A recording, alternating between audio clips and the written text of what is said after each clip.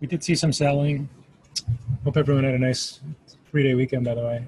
We saw some selling on Wednesday on the SPYs from 291.5. We came back down below 290. We saw some selling on Thursday right in the open below 289, but immediately got back above the prior day's low. And by the end of the day, we're hanging out above 290. So far, not much to write home about.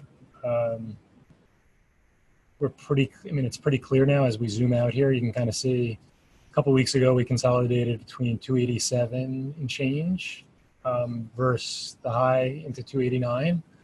Since we've gotten above 289, we haven't had a close below there. And we're 1, 2, 3, 4, 5. Today will be the 6th trading day in.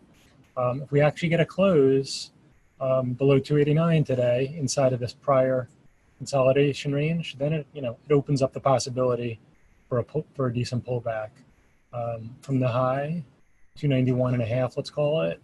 A pullback into here into this 287 to 286. That would be a pretty standard pullback for this type of environment. So somewhere into here. Again, the burden is on the sellers to show us we can actually get a close below the support from the last 5 trading days. Let's take a look at IWM.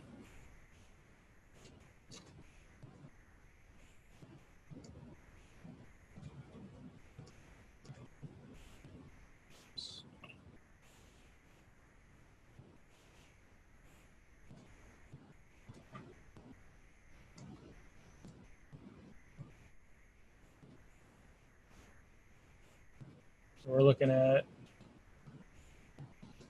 155 to, I guess, 154.70, let's call it. We get this little band here. Let's use 156 now. If we see closes in IWM above 156, we'll start to think about it working its way back up to where it failed 3 out of 4 days, maybe 4 days in a row, 158. Yeah, 3 out of 4 days above 158 here. It's a nice little range to work with. Let's zoom out. Yeah, this is a nice, has real lack of volatility in the SPYs. This is actually decent range in IWM here. All right, so not a lot of in-play stuff. It's going to get very busy and pick up over the next couple of days, but for today, it's a little light. KMB is interesting to me. Let's go take a look at the daily.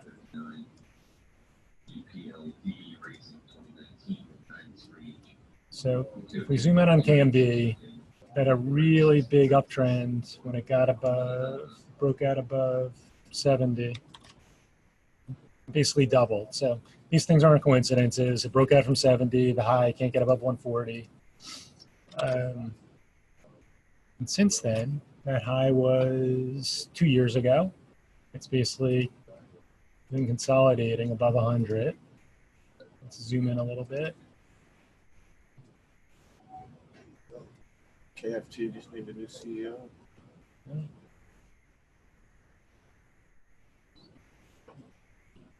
KFC.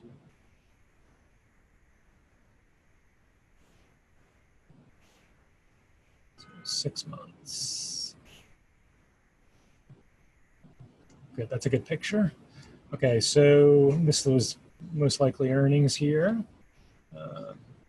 Had this big move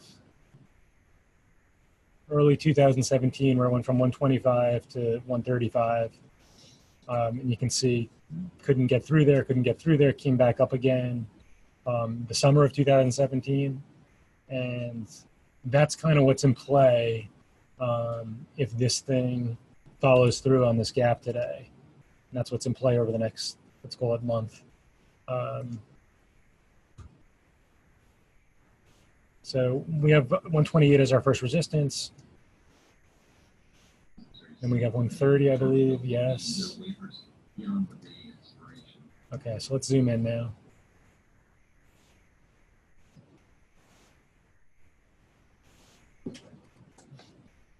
Well, first thing I want to say is we have barely any volume, so we're gonna have to see what happens on the open. But they did beat by quite a bit. They beat by 7% on EPS, on a small beat on rev, 2%, which means margins are good.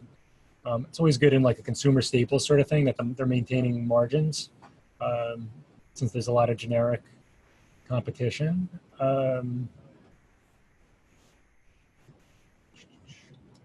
Zoom out. Just want to see what people were doing coming into earnings. So coming into earnings, the beginning of March, it was down in 115, 116. They ran it up to 124. There was a small pullback into 121, where it was bought for about a week here, and a higher low, 122. So people were buying it ahead of these numbers. So that's always one thing to keep an eye on, the fact that it was being bought the last few days into the numbers, showing some strength. So, I mean, worst, this isn't the worst case scenario, but it could just fill the gap right on the open if there's some sellers. And again, we're not seeing any volume, so we don't know. It's not a momentum stock, a growth stock. So it's very possible on the earnings beat, they could drop it right out. Now, not nice of a beat on EPS, 7% beat. I would think buyers would step in above the recent high.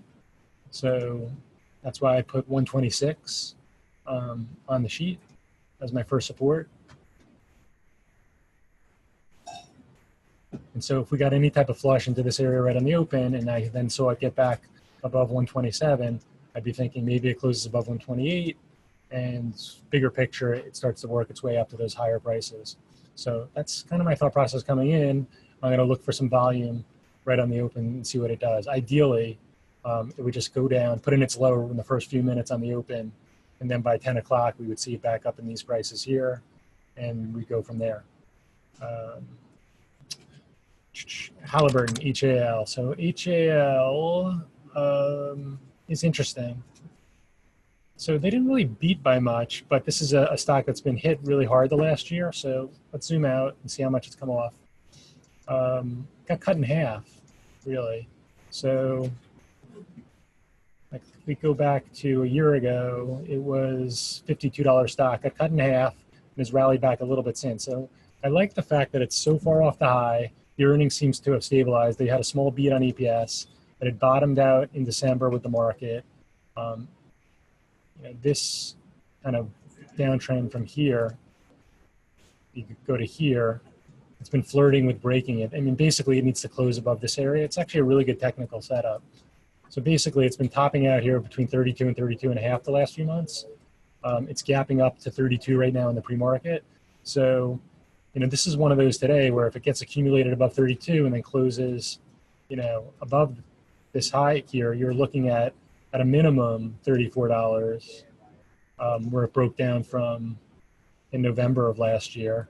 And maybe you walk into something where it works its way back up to 36 over the coming days. So that's kind of interesting to me. So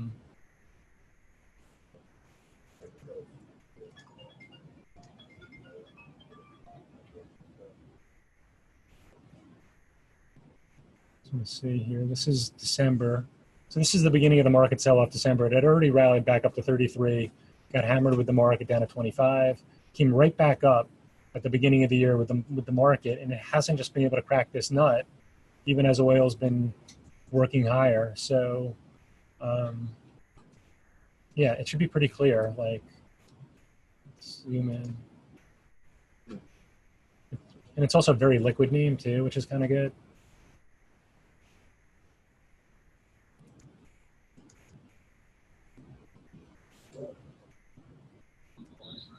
Trump shit in the tape. He's suing to stop the subpoenas.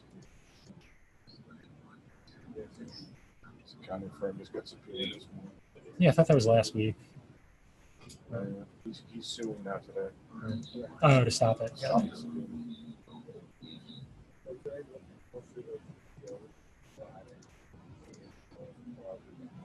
So, I mean, there's going to be multiple, look, if it fails on the open at 32 and they're selling it there, then maybe it will come back down to 31 and a quarter, which I think I do have that as S1.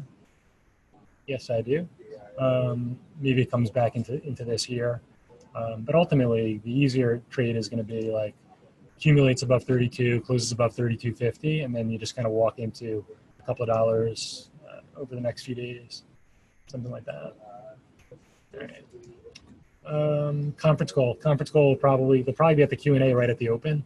So that'd be interesting. But the CEO already said we think things have bottomed. So I'm not sure what else they would say that wouldn't be positive. MDSO story hit the tape that they could get acquired, and it makes sense that it would be up 10% on the possible acquisition. The question is it's another one where people are going to step in. It does seem like the Bloomberg story is serious, seems real.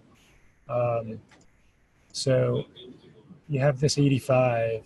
I put 84, so I was a little conservative. Basically, the top there was between 84 and 85. So will people step in? And the other thing is, like, once it establishes an opening range, I'm not going to look at ISRJ. It's just most people lose money in it. It's really difficult. Maybe we'll look at it after the open if it kind of settles in. Yeah, I like the HLB bunker on one side. I like Okay, so Zoom just opened up too high. That was really the issue here. Obviously, really hot IPO. It's below 60 now, so it'll be interesting to see. You know, can it pop up a little bit on the open? But basically, if it can't hold above $60, it's a short. And downside, there's nowhere to say where the bids are going to step in. 54 is 50% above the IPO price. But this is an example of a strong company. They raised the prices from I think the mid-30, ended up pricing it at 36, and it's just up a ton. And over the coming months, maybe it'll move to higher prices as they report numbers and things like that. But right now, it's a lot to ask people to pay for these prices up here. I would be thinking more constructively on it if it actually, where they were buying it on Friday, if 62, if it actually was able to get it back above there and hold above there, then I would rethink its ability to move to higher prices. But right now, it's got sold 3 times at 65. It's gapping down below this where they were buying it right on the open. And so the sellers are looking like they're in control right now. PINS is an example of a stock that is not nearly as strong a company as EM. The main thing probably driving this is the fact that people are looking at it and saying it's only $20-something versus 60 for ZM. Let's buy it. It couldn't hold above 25. It tried a few times. And so this is one where if it actually starts to hold above 25 today, maybe they will walk it up to $26, $27, maybe even to 30, probably best case. But this really is a case of people just kind of looking at it. I think it's lower price. It's not that much above the IPO compared to ZM. Maybe we can buy it. And that's what you got on that one. Skechers, we were looking for it to fail at 32. It did. It worked its way back up to 32 at the end of the day. Let's just say 3180 to 32 resistance, and potential support down at 31 to 30. But let's see what happens like after this big of a gap down. If right on the open it actually flushes and then quickly is back up into 32, that's a pretty good sign for it on the long side. If on the open it actually starts to hold below 31, that's not so good.